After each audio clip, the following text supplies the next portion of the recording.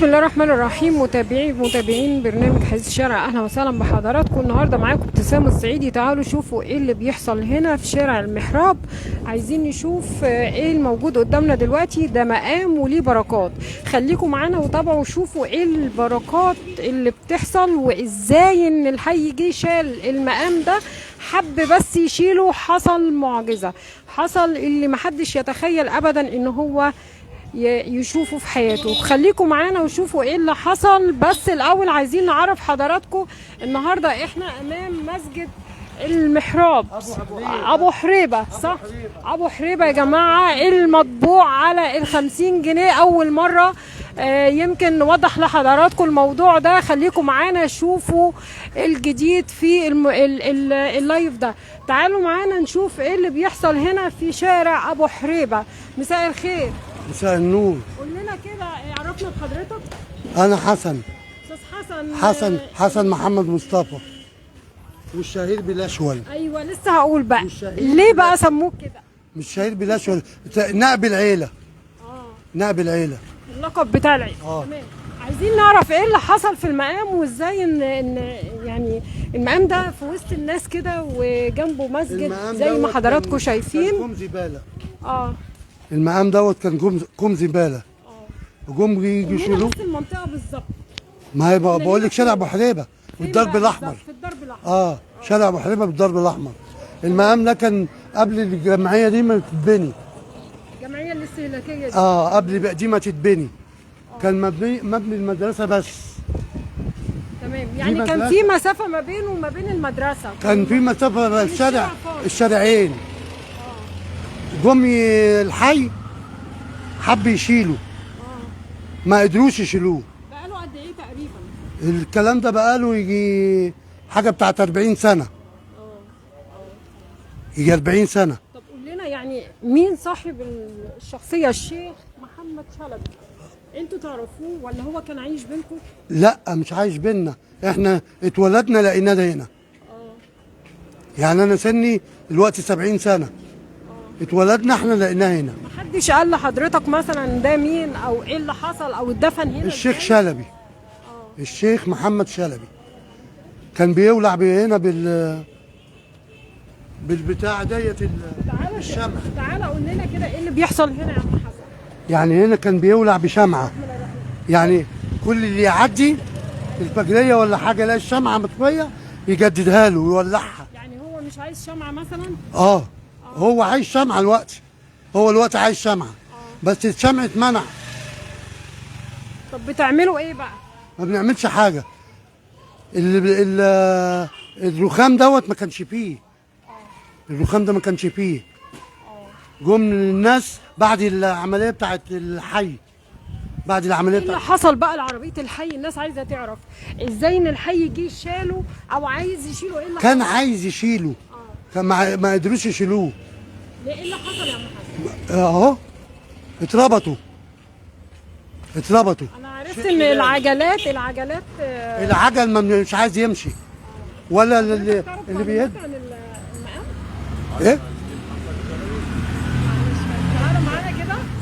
محمد دوت شلبي الشيخ ليه مقام، ويعني مقامه ده مقامه. مقامه دوت، وهو ما شاء الله عليه يعني في خير اللي احنا عارفينه عنه طول العمر. البركات والكرامات اللي انتوا شفتوها هنا. ساعة ما جه الحي يشيله، ما العجل كلبش في قلب الارض وما عرفش يشيله، وفي حد من العمال اتعور وكذا حاجه يعني انتوا شفتوا بعينيكم الكلام ده يا عم حسن؟ ايوه شفتوا بعينيكم. ايوه شفنا بعينينا. كلنا شفنا بعينينا، والمنطقه كلها شافت بعينيها. واهل الخير من امتى تقريبا؟ واهل الخير اتجمعوا بعد الموقف دوت، راحوا مجمعينه وراحوا ملزقين عليه رخام، وراحوا عاملينه رخام. يعني هو ما كانش عليه الرخام ده من الاول؟ لا بقول لك كان كوم زباله. كان حواليه كده كوم زباله. اهل الخير بقى عملوه كده. حضرتك ما تعرفش اساسا مين هو الشيخ محمد شلبي؟ لا، هو ليه عمر. احنا 49 سنه، انما هو عمره، ان انا ما عارف ان هو طول عمره سيدي محمد شلبي. يعني كان ايه مثلا كراماته؟ كان معروف هنا في المكان في الدرب الاحمر ايه دي كرامات، وثبت من كراماته ساعه ما يجي يتشال. ثبت من كراماته ساعه ما جه يتشال. اللي بقول لك العجل بتاع الحي والفرد والعربيه بتاعت الحي اتكسرت والكاوتش لبت في الارض، وفي 2 من العمال اتعوروا وراحوا واخدين بعضهم وراحوا سايبين المقام وراحوا ماشيين. احنا طبعا بنسمع حاجات ولا في الحكايات يعني، بس الكلام ده فعلا من اهل المنطقه هنا. ايوه احنا من اهل المنطقه، وعم حسن ده من اهل المنطقه. ده انا مربيه. حصل، وعم حسن ده من اهل المنطقه وراجل محترم، واحنا مش هنيجي نقول لكم على حاجه واحنا ما يكونش عندنا خلفيه بيها. احنا عايزين نفيد الاخرين. انا لفت نظري النهارده ان الموضوع يعني ان في بقى حي جه كان عايز يشيله كده وحصل. ايوه، والناس استهترت بيه، كان اللي بيجي بيرموا عليه زباله ويرموا عليه حاجات. في حد من اهل الخير جمعوا بعضيهم وراحوا عاملين له المقام اللي حضرتك شايفاه. في حاجات تانية حصلت، كرامات، حاجات زي كده. الكرامات بقى كان في ناس هنا يعني شايفه نفسيه، وكانوا وقفوا جنب الشيخ شلبي. الشالوا اوتوماتيك. ايوه مشيهم على طول. يعني الشالوا اوتوماتيك، جم ووقفوا ببتارين، واللي وقف مش عارف بايه واللي وقف بايه، يبيعوا ويشتروا، ما وقفوش. انا عايزه اقول لك ان انا واقفه دراعي منمل. عرفتي؟ هو عرفتي؟ يا جماعه والله ما أنا بقول لك أهو. دراعي منمل بجد. انا مش عايزه اقول لكم اوصف لكم اللي انا فيه دلوقتي، وانا جنب المقام مفيش بيني وبينه يعني كام سنتي. مفيش كام سنتي، مفيش. زي ما حضراتكم يعني يا ابني هتوقعها.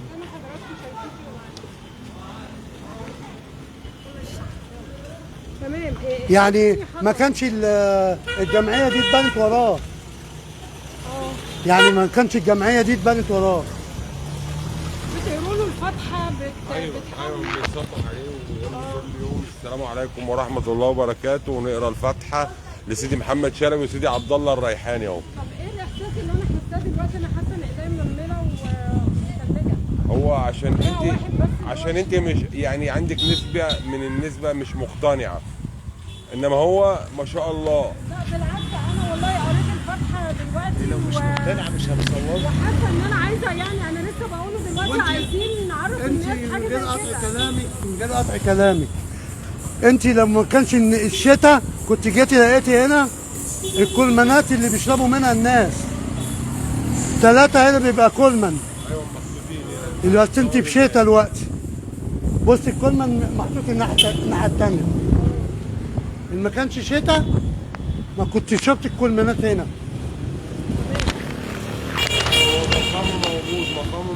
مقامه موجود. سيدي محمد الشلبي هنا. سيدي محمد شلبي مقامه موجود. شلبي يا جماعه، يا ريت نقرا الفاتحه دي ونشير اللايف ده، علشان فعلا اللايف ده مهم جدا. عايزين يعني في شارع عمومي، وكان ما بين يعني الشارع صغير جدا زي ما حضراتكم شايفين. قول لنا كده حضرتك اول مره مع حضرتك. انا اول مره اشوفه لان انا من مواليد خان الخليلي. لكن كمان ضريح في وسط الشارع، شارع فيه عربيات وناس ماشيه وناس رايحه. طب اللي ما اتشالش ايه لو مثلا؟ انما هو اكيد ان في حاجه الحي ساكت عليها. مسجد وقدامنا مسجد، وبرضه عايزين نعرف ايه المسجد اللي مطبوع عليه في كرامات تقريبا للاولياء دي. اكيد في كرامات للاولياء دي، ده سر بينهم وبين ربنا بقى، ما حدش يعرف. سبحان الله. يعني وفي ناس من حته كانت بتنام حواليه، محبوسين دلوقتي. محبوسين فين بقى؟ في السجن.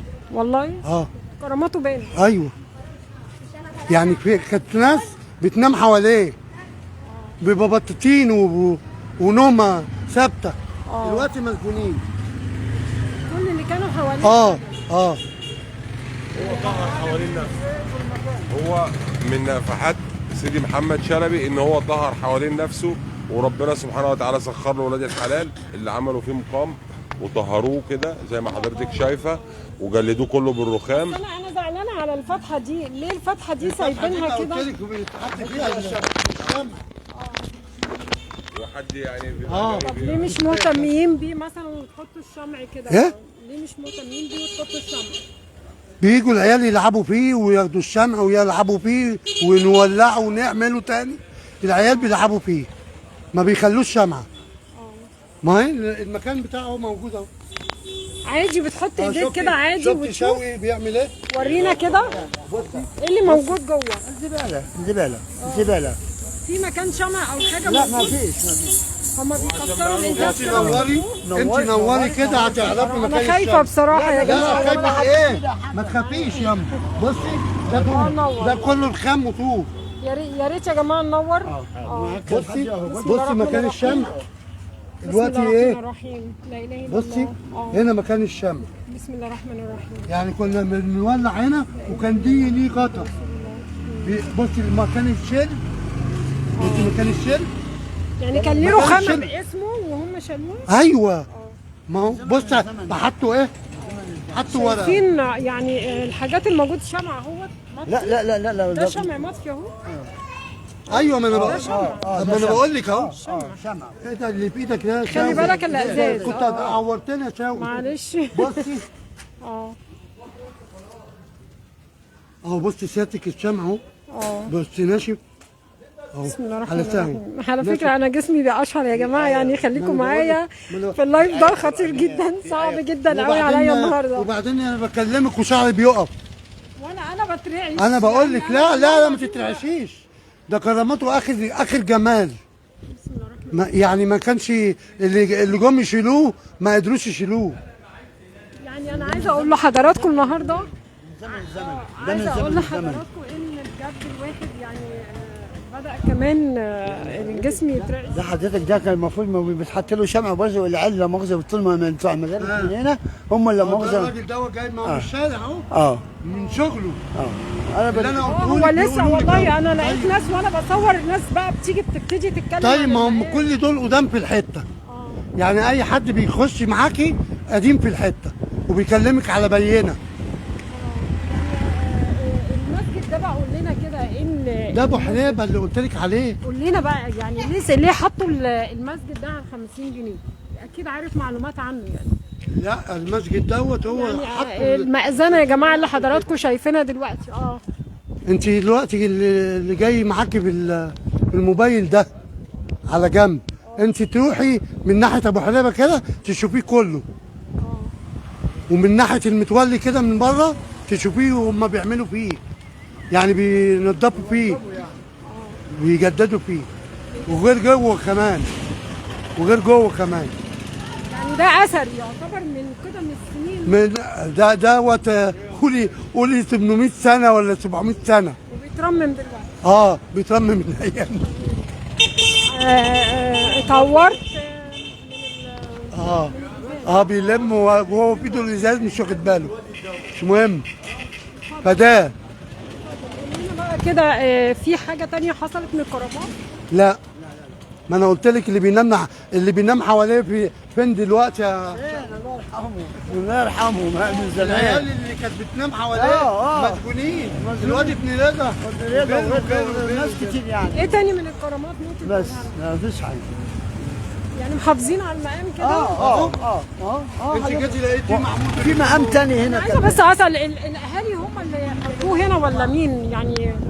لا احنا جينا لقيناها موجوده هنا. محدش قال لكم مين اللي دفن؟ لا من 40 سنة. من 40 سنه ده فين؟ 40 سنه ده اكتر من 40 سنه كمان. يعني ده انا اعرف دوت وانا مؤاخذه صغير. انا اعرف ده وانا من صغري. فين ايام الشيخ الله يرحمه. النهارده كنا معاكم في لايف علشان مقام الشيخ العارف بالله محمد شلبي، سيدي محمد شلبي. يمكن احنا اول مره نعرف ان في مقام وحد بيتكلم عنه بالكرامات دي كلها. الحمد لله حافظوا عليه وقولوا الفاتحه دايما. زي ما انت شفت كده، ما انا بقول لك اهو. لو ما كنتش جيتي بالشتاء كنت لقيتي هنا كلمانات كلها بتشرب منها الناس. والله يعني ده اللي لفت نظري النهارده ان احنا فعلا كان لازم نطلع اللايف ده علشان خاطر بجد يعني نقول ان فعلا في مقام اهو يا جماعه وفي وسط واللي الضرب جم الأحمر. يشيلوه غصب عنه ما شالش، يعني ما شالش. شوف انت بتقول ان انا وقفت جنبه ايدي مش عارف ايه والله العظيم انا بقى والله بكلمك وشعري والله العظيم بيقع. انا ايدي حسيت انها منمله ومتلجه كمان. انا بقى بكلمك وشعري بيقف. بكلمك جد. يعني الاحساس ده ليه؟ طب ليه يعني ليه احنا بنحس ده؟ هو عايز يعرفنا ان انا ليا كرامات ويقولوا لي فاتحه عايز ندعي له دوت زي ما بكلمك كده كنا بنولع الشمع والعيال تيجي تطفيه نولعه ونيجي تطفيه. عندك وش- فكرة ايه اللي بيحصل مثلا؟ يعني انا دلوقتي حاسه ان ايديا كانت منمله وانا بصور، يمكن دلوقتي في خلاص. شمع هنا بيتحط لا مؤاخذه من هنا العيال بياخدوه. ايه اللي عرفكم ان هو عايز شمع؟ ربنا سبحانه وتعالى يعني الواحد يعني هقول لك ايه يعني مثلا هنا الشمع بيتحط اي عيل صغير راح واخد الشمعه زي ما بيتحط في الشيخ اللي هنا ده اهو. في شيخ هنا بقى اهو طلع يا جماعه المقامات موجوده هنا فين بقى؟ قريب يعني نمشي له. يعني في مقام هنا كمان يا جماعه زي ما حضراتكم شايفين معانا. تعالى معانا. في مقام موجود النهارده كمان واحنا مش عارفين بصراحه، بس المنطقه كلها فيها مقامات كتير.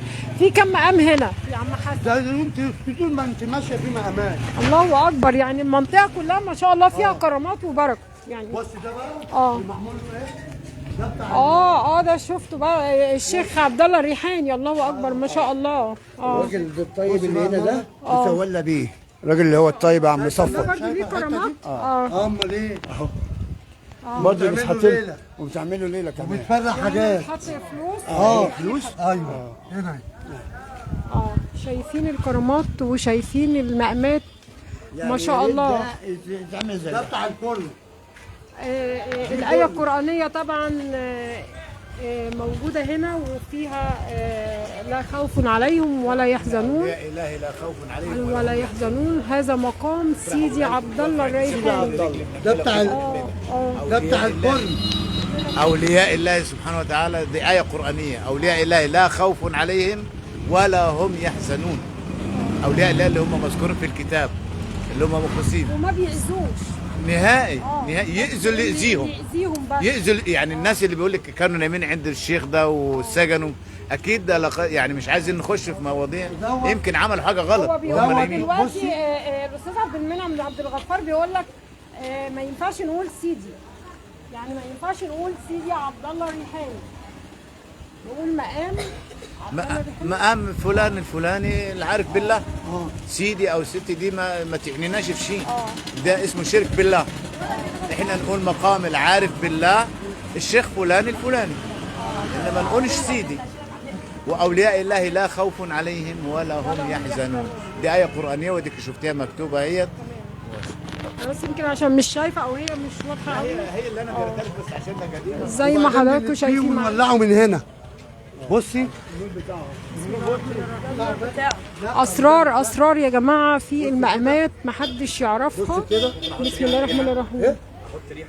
حط تحط ريحه ليه؟ بصي كده. بصي كده. كده طفى النور. انا طفيت كده النور. بنيجي نولعها على الفجريه. يعني كده دلوقتي يولع. النور حاطين نور طبعا حوالي. وبرضه في يعني يبقى مهتمين بيه اهو. اقل حاجه بالمهتمين بيه. بتحط أنا طبعا حاجة جميلة جدا، والله يعلم دائما أن أولياء الله الصالحين لا خوف عليهم ولا هم يحزنون. حب في آل البيت وآل رسول الله والتابعين والصحابة جعل إن أي إنسان ينشرح قلبه بالفرج والطهور، ينشرح قلبه بالحب والإخلاص. مصر مليئة ببيوت الله الصالحين، مصر مليئة بآل بيت رسول الله. يا آل بيت رسول الله جئتكم تائب، يا آل بيت رسول الله محب إليكم فاقبلوا معذرتي، يا آل بيت رسول الله إني عاشق لكم، يا آل بيت رسول الله دائما نحن مع آل رسول الله. اللهم صل عليه في الأولين والآخرين، وصل عليه وآله في كل وقت وكل حين. الحمد لله رب العالمين. حضرتك عندك فكره بمقام اللي هو العارف بالله؟ مقامات آل البيت في مصر كتير. مصر المحروسة بآل البيت، مصر المحروسة في كل شبر في مصر، في كل متر في مصر. آل البيت، صحابة الرسول وآل بيت الرسول. مصر فيها أكتر من 180 أو 300 ضريح لآل البيت. إحنا مع آل البيت وحب آل البيت وعشاق آل البيت، لأن آل البيت هم حماة مصر، وبدعوات آل البيت إحنا معاهم دائما. شكرا لحضرتك، ونختتم مع حضراتكم هذا اللايف، وشكرا لكم، وكان معكم ابتسام السيد.